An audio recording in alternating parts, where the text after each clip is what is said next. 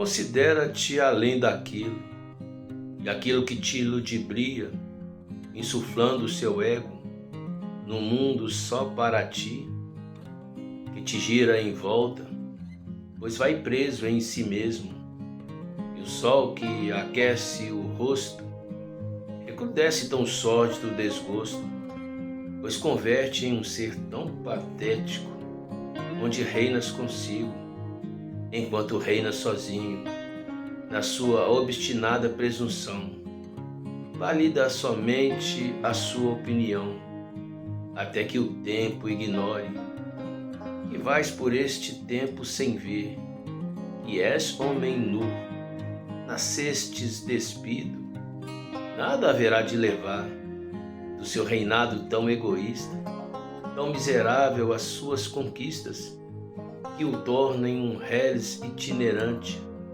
proscrito neste mundo oscilante, enquanto as luzes de neon resplandecem em holofotes, mas ofuscam e não mostram os escombros debaixo do palco, do ato que representas.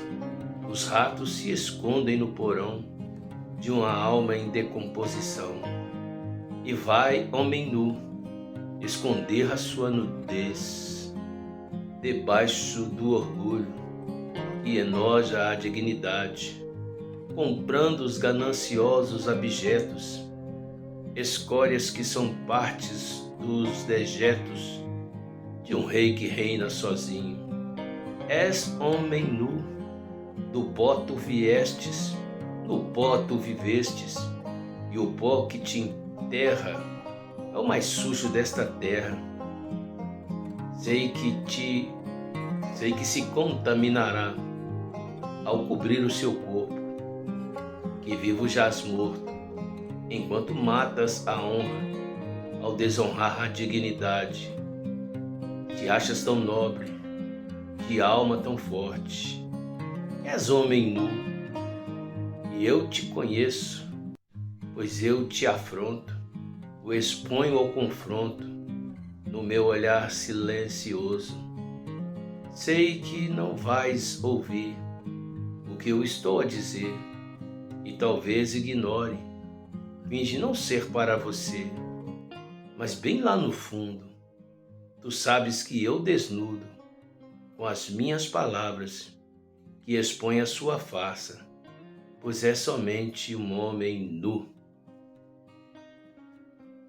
Bendito seja o nome deste Deus maravilhoso que se chama Jesus Cristo. Provérbios, capítulo 16, versículo 17. A estrada dos retos é desviar-se do mal, e o que guarda o seu caminho persevera em sua vida. A soberba precede a ruína, a altivez de espírito a queda. Um texto tão condizente com a atual conjuntura. Nunca um texto, ou por que não dizer este poema, é tão contemporâneo. Uma sociedade que gira aos seus homens nus, homens réprobos, homens que são devedores, amorais, abjetos. Mas infelizmente isso parte de uma consciência coletiva. Eu não sei se é a sensação de impunidade, onde alguém mata ou rouba, comete um latrocínio e daí a pouco está solto cometendo os mesmos erros. E de forma coletiva, eu falo muito sobre a consciência coletiva. Ainda outro dia um caminhão caiu aqui perto, eu moro perto de uma rodovia, e nesse caminhão caiu alguns pertences. As pessoas passaram por cima do caminhão daquele que havia se machucado para saquear o caminhão. Isso é tão comum, infelizmente. Eu há muito não tenho abraçado com a veemência de outrora o lado da política. Mas porque falo sobre, infelizmente, essa contumaz que se tornou endêmica a corrupção, que, como um câncer, está no magistrado, está enfim, para ser mais simples, alcançou os três poderes desta nação. É tão terrível.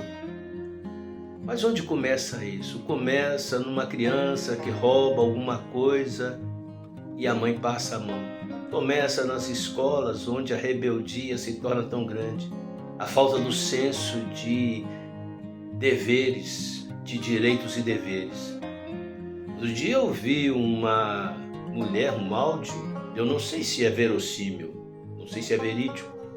Acredito que sim, dadas as circunstâncias. Uma mulher, um áudio de uma mulher, foi no TikTok, havia apenas o áudio, reclamando porque a sua filhinha não ia exercer o papel no teatrinho de crianças, o papel de que seria a rainha, que ela não queria ser a Chica, porque toda a vida ela foi, enfim, e questionando os direitos da menina, colocando como se ela fosse melhor. Isso tem gerado em nossos filhos que já nascem com um egocentrismo terrível. A grande realidade é que o homem é vítima do seu próprio erro. O homem já nasce com a semente do mal. Eu não sei agora, eu faço muita confusão, eu não gosto de citar esses filósofos que existiram e que criaram as grandes teses.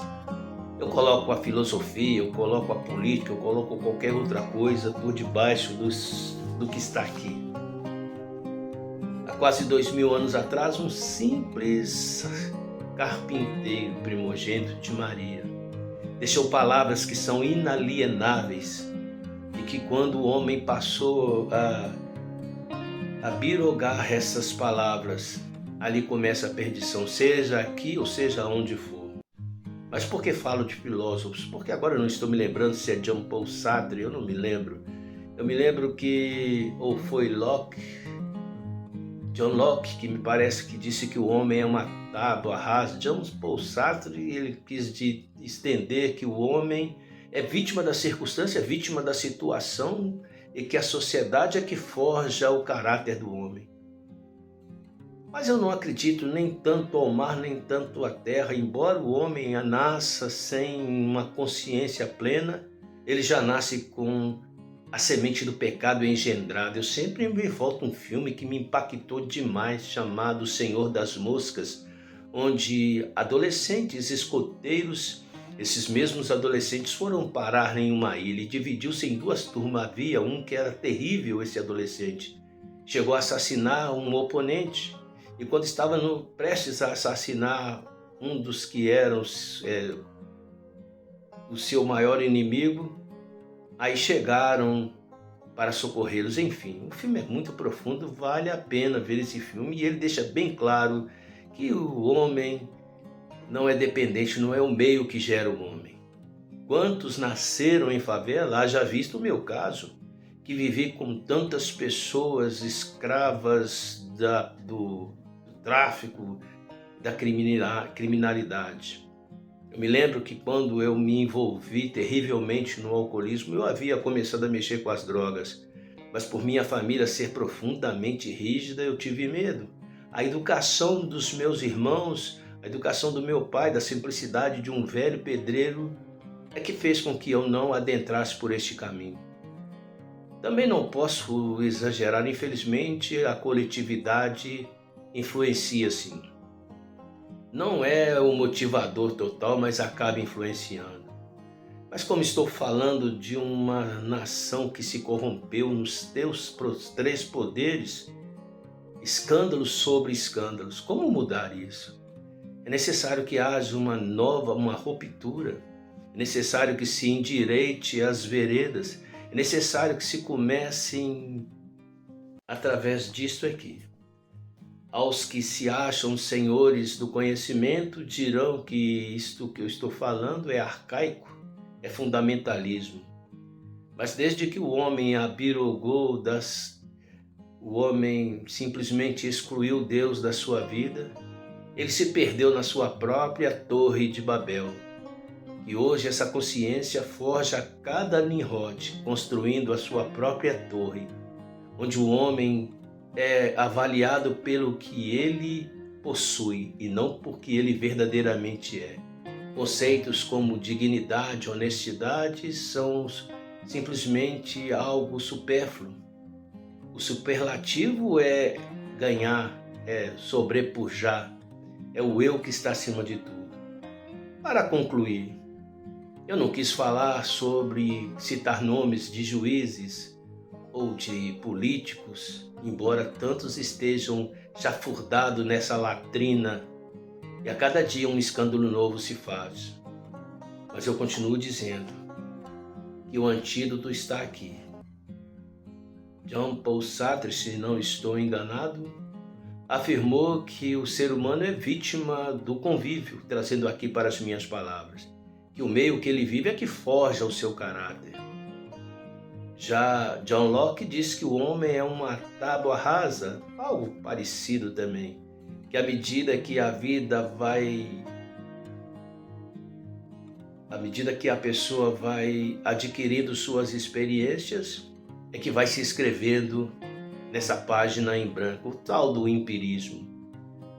Eu digo que o homem, ele nasce já com a semente do pecado. Compete buscarmos a Deus ou nós satisfazemos os nossos desejos pecaminosos de uma natureza podre, de uma natureza doente, para continuarmos como no poema Homem Nu, obcecado, obstinado, ambicioso, orgulhoso, soberbo. Por isso, Provérbios 18 diz que a soberba precede a ruína.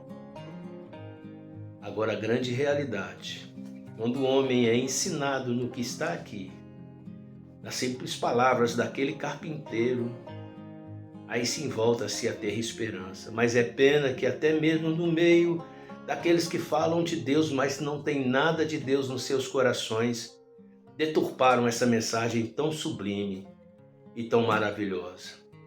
E não permitem que a verdade se venha a resplandecer. Como está escrito por esse mesmo filho do carpinteiro, no capítulo 8, escrito por João no Evangelho, versículo 32. Conhecereis a verdade, e a verdade vos libertará. E já no capítulo 30, no versículo 34 deste mesmo capítulo, testifica-se que quem, pois, o Filho vos libertar, verdadeiramente sereis livres.